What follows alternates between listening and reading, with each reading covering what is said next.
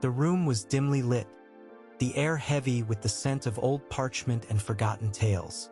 In the center, a massive table, its surface covered with ancient maps, each one a portal to a forgotten world.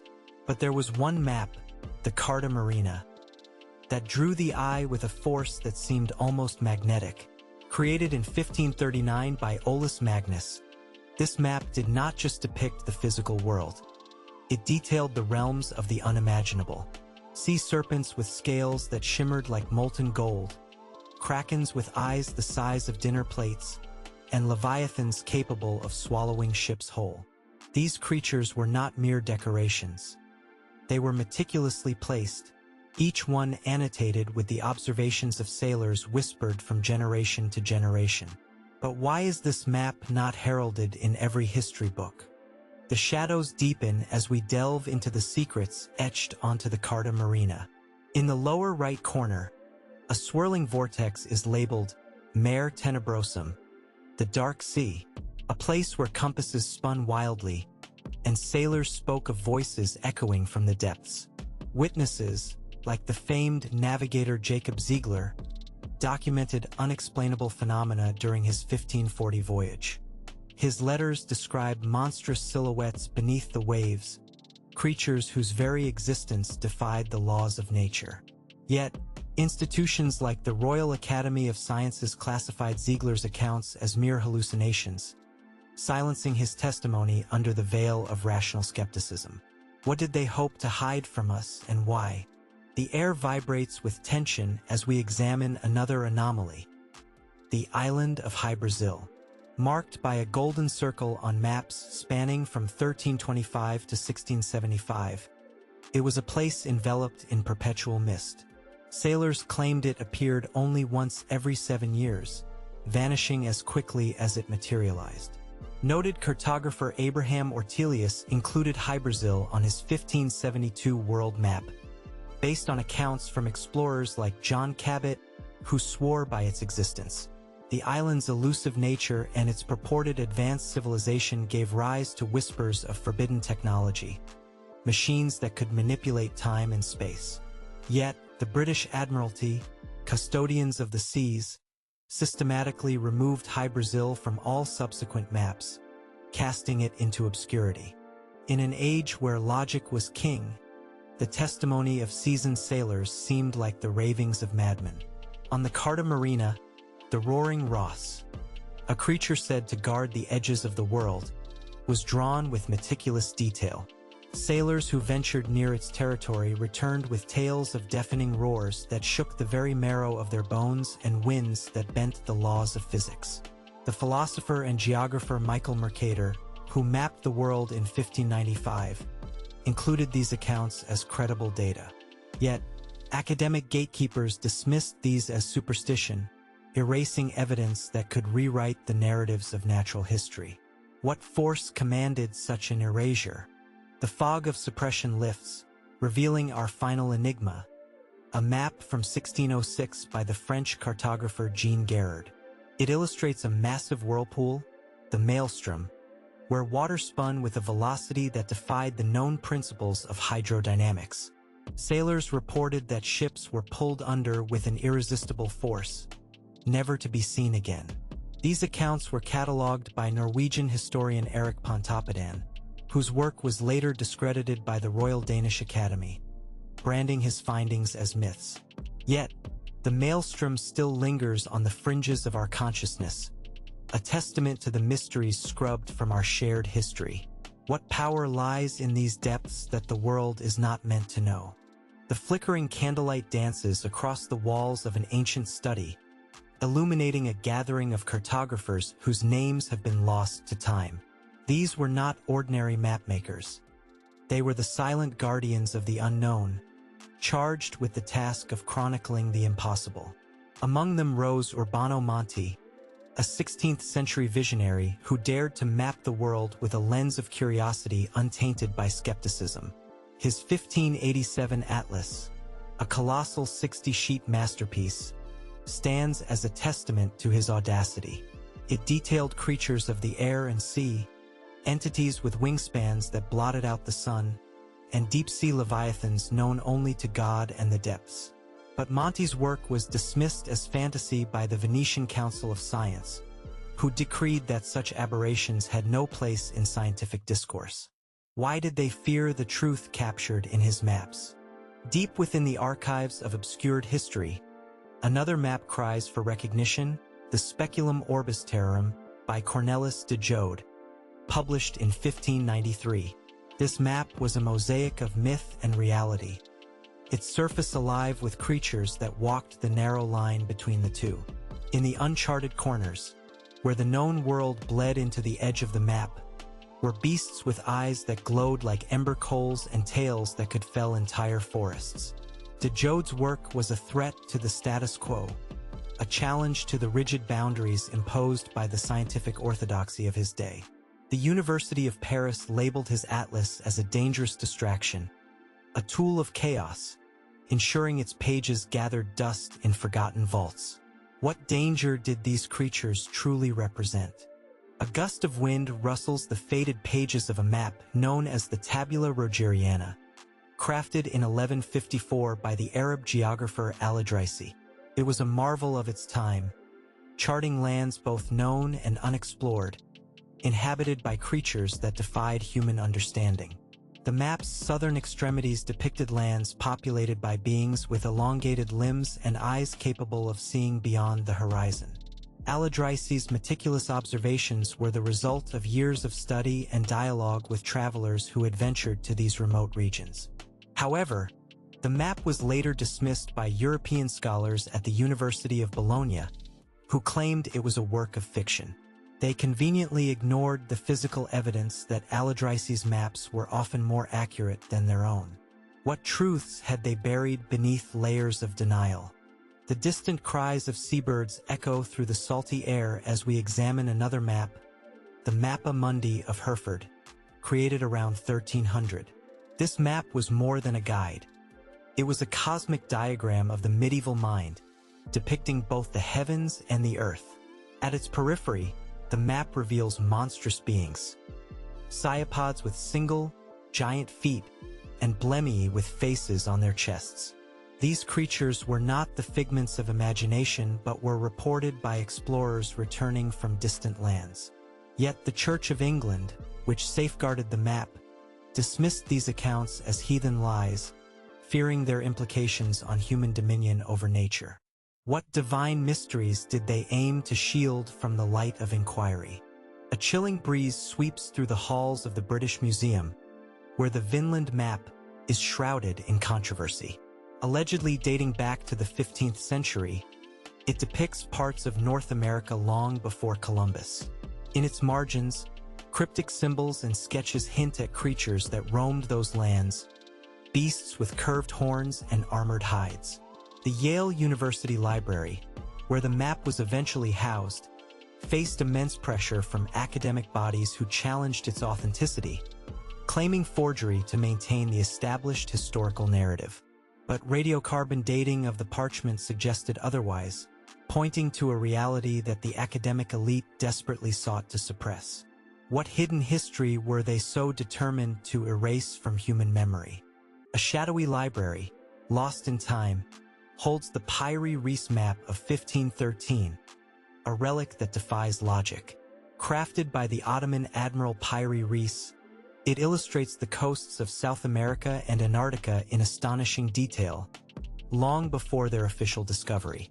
The map features annotations of creatures that dwelt along these shores, gigantic birds whose wingspans cast shadows over vast areas, and serpentine beasts rising from the depths, their scales glinting like polished obsidian.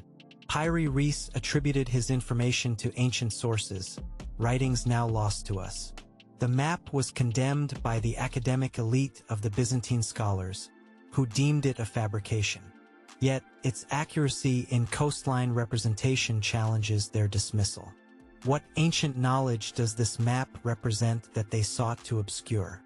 The silence of a forgotten monastery is broken by the rustle of an ancient scroll, the Selenographia by Johannes Hevelius from 1647. This lunar map, a work of unparalleled precision, was not only a celestial guide but a repository of mysteries. In its margins are etched creatures said to dwell on the moon, beings with luminous bodies and ethereal wings. Hevelius, a pioneer of lunar cartography, faced fierce opposition from the Jesuit scholars, who denounced his work as heresy, threatening the very foundation of their geocentric beliefs. They sought to bury his discoveries, fearing the implications of life beyond Earth. What celestial truths did they hope to keep hidden from mankind's gaze? Beneath the vaulted ceilings of the Vatican archives lies a map that whispers of secrets, the Fra Mauro map from around 1450. This circular map, a marvel of medieval cartography, merges the sacred and the profane. Alongside familiar lands are fantastical islands inhabited by creatures of impossible form and function, beings with translucent skin and eyes that see into the soul. Fra Mauro, a Camaldolese monk, compiled his work from countless sailors' tales and ancient texts, risking excommunication for his endeavors. The map was later censored by the papal authorities, who feared the destabilizing power of such knowledge. What divine insights lay encoded within its borders that they deemed too dangerous for the world? Amid the dusty confines of an antiquarian study, the Ebstorf map emerges, a 13th century tapestry of the world as it was once perceived. This map is a cosmic tableau, teeming with creatures that were both feared and revered. In its corners, giants tower over mountains, and mermaids sing their haunting songs to passing ships. The map's rediscovery in the 19th century stirred controversy, as it contradicted the sanitized narratives of history upheld by the German Historical Society, who branded it as an artifact of superstition.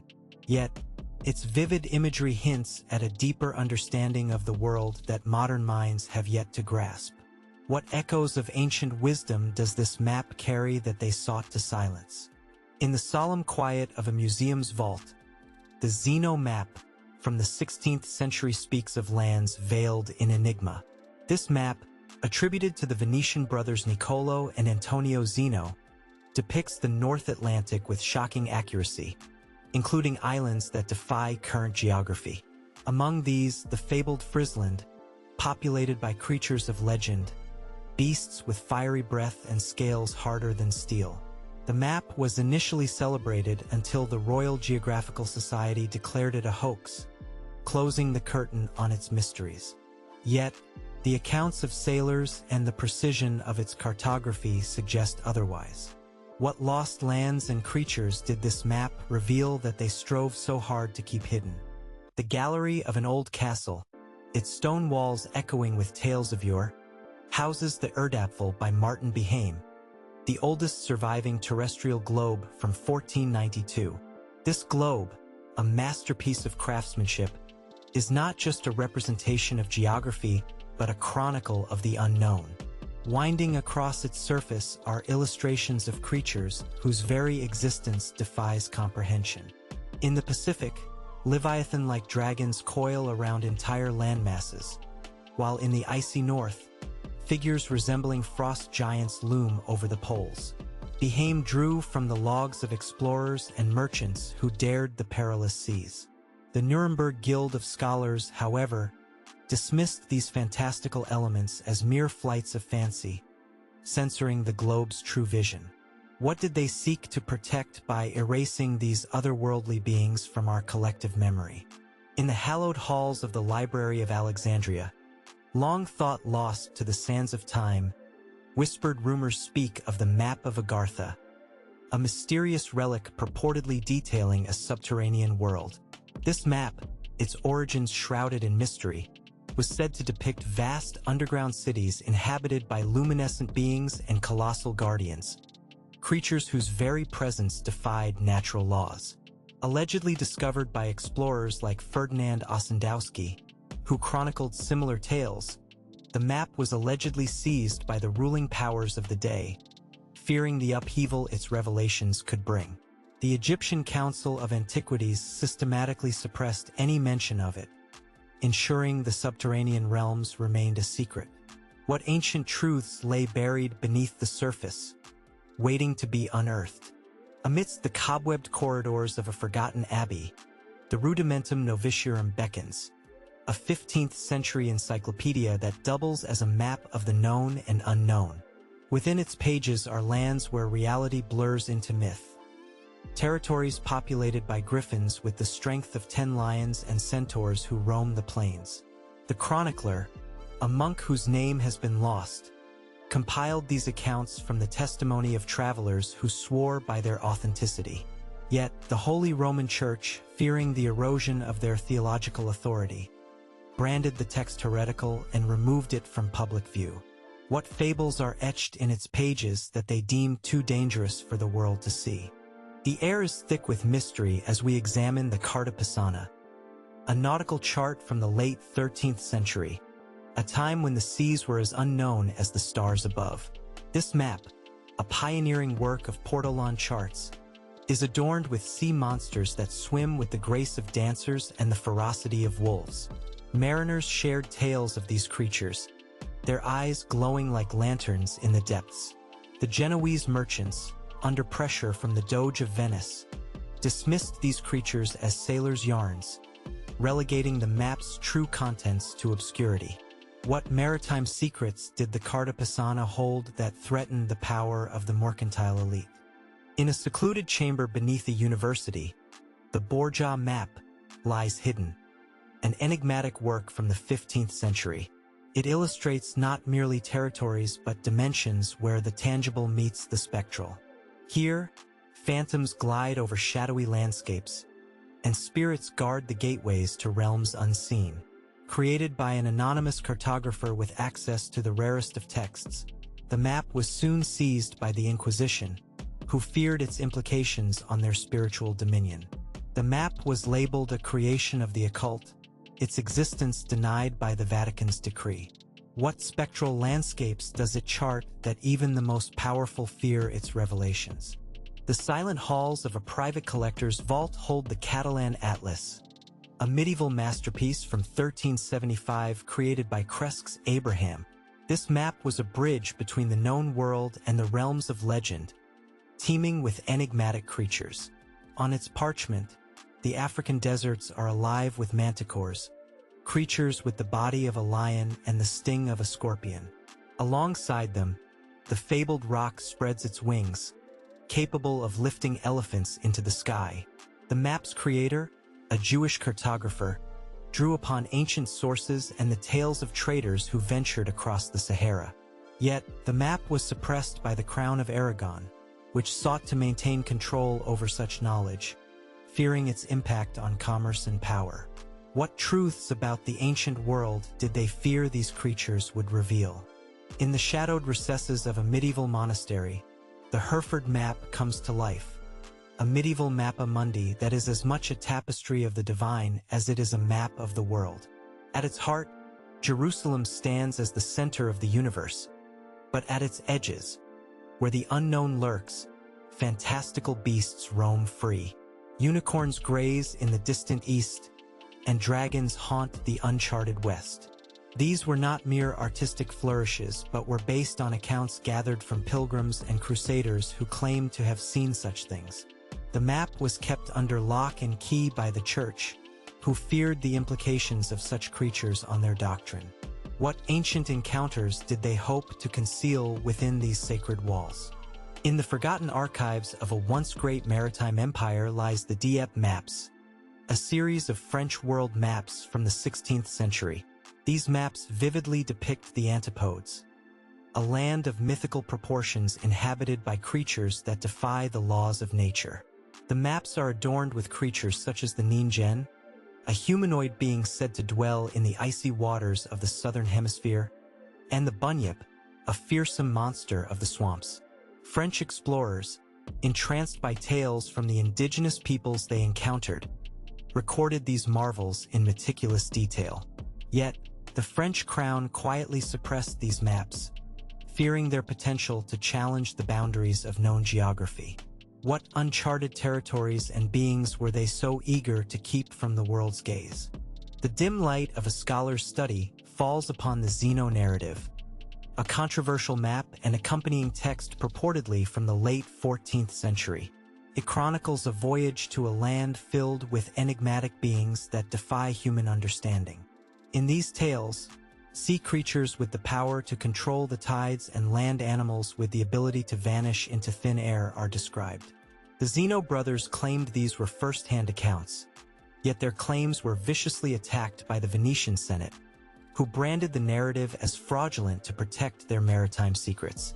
The map stands as a testament to the mysteries of the oceans that remain unexplored. What did they seek to hide in these waters, where the line between reality and myth blurs?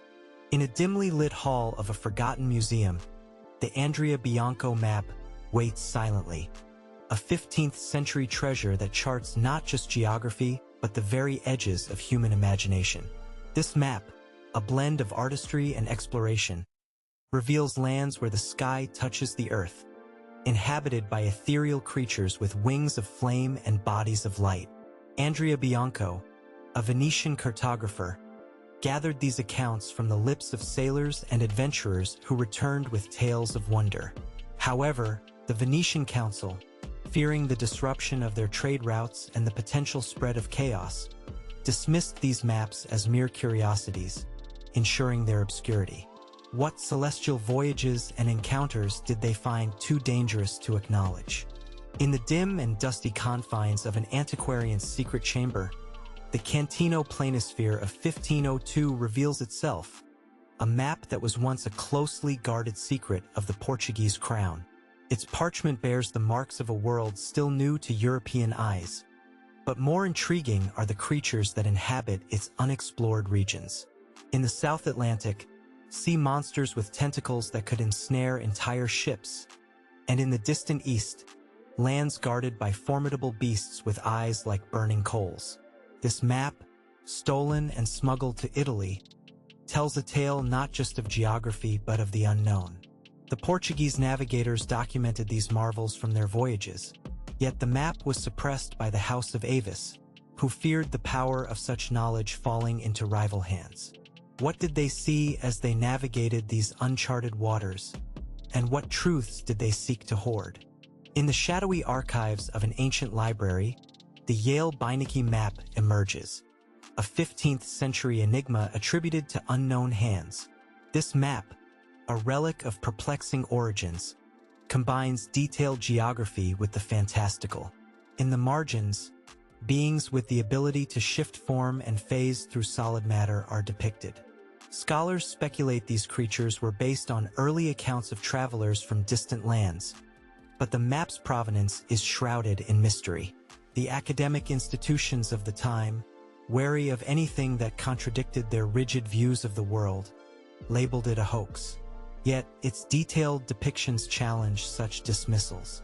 What hidden histories are encoded within its lines, waiting for a world brave enough to see beyond the veil of skepticism?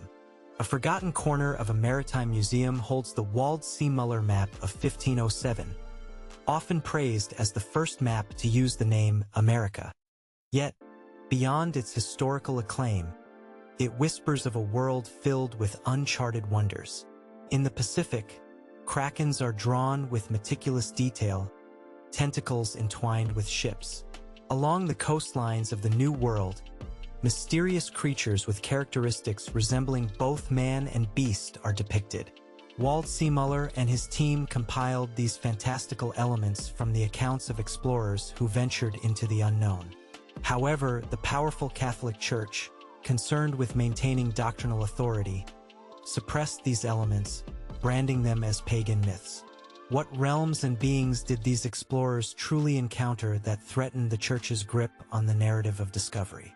The quiet ruins of an abandoned monastery conceal the Tabula Peutingeriana, a Roman road map that extends far beyond the boundaries of the empire. This map does not just chart roads and cities. It ventures into realms where myth and history intertwine. In the distant east, it shows lands inhabited by phoenixes that rise from their own ashes and cyclopean creatures with a single, all-seeing eye. Early Roman travelers, whose accounts were taken seriously in their day, described such wonders. Yet, when the map resurfaced in the 16th century, the Vatican dismissed these elements as allegory, fearing their implications on the Church's teachings. What ancient truths about foreign lands and their inhabitants were the Romans privy to that later powers sought to erase? In the secluded study of an eccentric historian, the Anglo-Saxon world map from the 11th century lies spread across a heavy oak table. This map, a blend of geography and legend, tells of a world where the borders of reality are porous. In the far north, it depicts lands ruled by frost giants, their breath turning the air to ice, and serpents that encircle mountain peaks. Compiled from the oral traditions of northern tribes and early explorers, the map was a testament to a world rich with mystery. Yet, English scholars, adhering to a more sanitized view of history, dismissed these tales as mere folklore, ensuring they were relegated to the fringes of academic study. What ancient sagas and encounters with the unknown do these lands hold, waiting to be rediscovered?